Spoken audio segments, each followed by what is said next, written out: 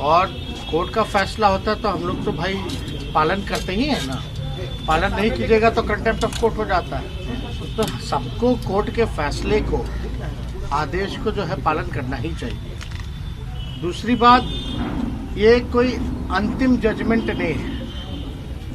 6 बार जो भी सजा हुई है, हम लोग हर केस पे अपील में हाई कोर्ट जा चुके हैं। तो निर्णय जो होगा ये अंतिम फैसला नहीं। लालू जी जरूर बड़ी होंगे, हाई कोर्ट है।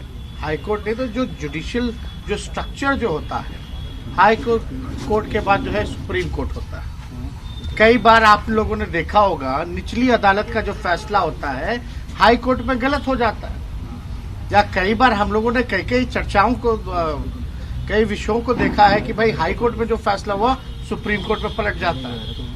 तो ये सारी चीजें जो हैं, तो अब कोर्ट का फैसला है तो उसका हम लोग पालन तो करेंगे ही। लेकिन आपको एक देश की जनता यही ना देख रही है कि भाई ये तो आजादी जब से मिली है और अब तक लगता है कि एक ही घोटाला हुआ है और कोई घोटाला किसी को दिखाई नहीं, और एक ही नेता हैं जिनको सजा हुई है, और एक बार नहीं बार बार। यानी केस एक था, उसको बांट दिया गया। अरे घोटाला तो एक था ना, कॉन्स्पिरेसी तो एक ही होती है। अब फल्ला कितनी बार सजा देगी? देश की जनता जान रही है कि सजा किस कारण जो है गरीबों के मसीहा नेता को क्यों मिला है। अब जेल तो भाई गरीब और गरीब का नेता ही ना गया है। जो अमीर हैं, जो बड़े लोग हैं, या उनके बड़े लोगों के जो नेता हैं, उन पे कभी कार्रवाई हुई है क्या? बिहार में 80 घोटाला हो गया अब तक 15 सालों के अंदर नीतीश जी के राज में, लेकिन कहां किसी पे कोई कार्रवाई हुई? कहां कोई मंत्री या अधिकारी जो है जेल गया? या देश की अगर बात की जाए तो ये तो सोचने का विषय है कि भाई जो मुद्दा ही था उसको आप लोगों ने मुद्दा ले बना दिया गया। तो ये सारा विषय हम लोग सब लोग देख रहे हैं, जान रहे हैं, और देश की जनता तो ये भी देख रही है ना। चाहे विजय माल्या हो, मेहुल चौकसी हो, ललित मोदी हो, नीरव मोदी हो, या 2 दिन पहले ही 23,000 करोड़ रुपया लेके जो भागे गुजरात के लोग, इन पे थोड़ी ना कार्रवाई हो सकती है। या यार्ड में ड्रग्स मिला कितने हजारों करोड़ का, कोई कार्रवाई हो सकती है क्या? नहीं ना।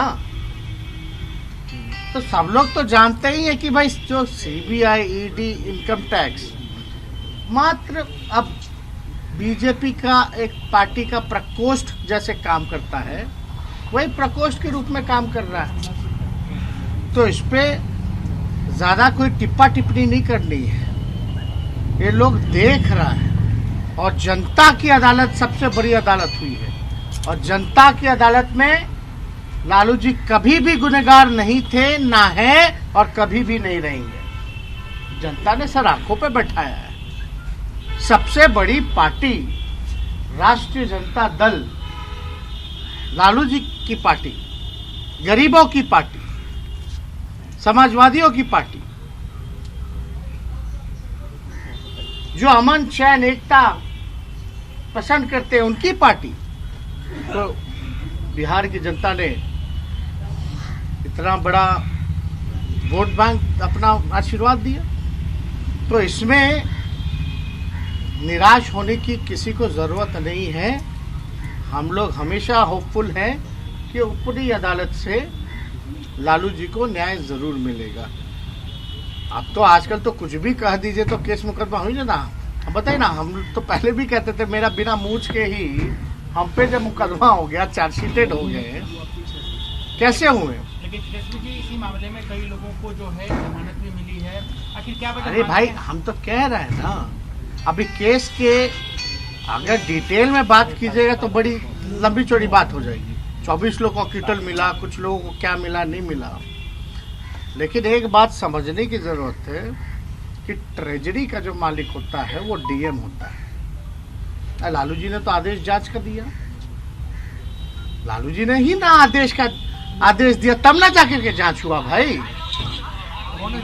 तो इसलिए हम कह रहे हैं जब लालू जी ने ही आदेश किया जांच का, सीबीआई को भी सौंपा केस, तो लालू जी ने सौंपा, तो लालू जी ने तो अपना काम किया था मुख्यमंत्री रहते हुए। अब कौन क्या किया नहीं किया, लेकिन इसमें कोई गुनहगार नहीं पाया गया, केवल मुख्यमंत्री पाया गया। तो थोड़ा हैरान ये करता है, इसलिए तो हम लोग भाई ऊपरी अदालत में गए ना कि हम लोगों को न्याय मिलेगा। तो इन सारी चीजों की चर्चा जो है वो होगी। सुशील मोदी दिल्ली में कह रहे हैं कि जस करनी तस भरनी, रोपा पेड़ बबूल का तो आम कहाँ से पाएगा, दिल्ली में लोगों को कह रहे हैं। नहीं, हम उनका बयान ना उनको समझ में आता होगा ना किसी को समझ में आता होगा, वो अपने विषय में कह रहे होंगे।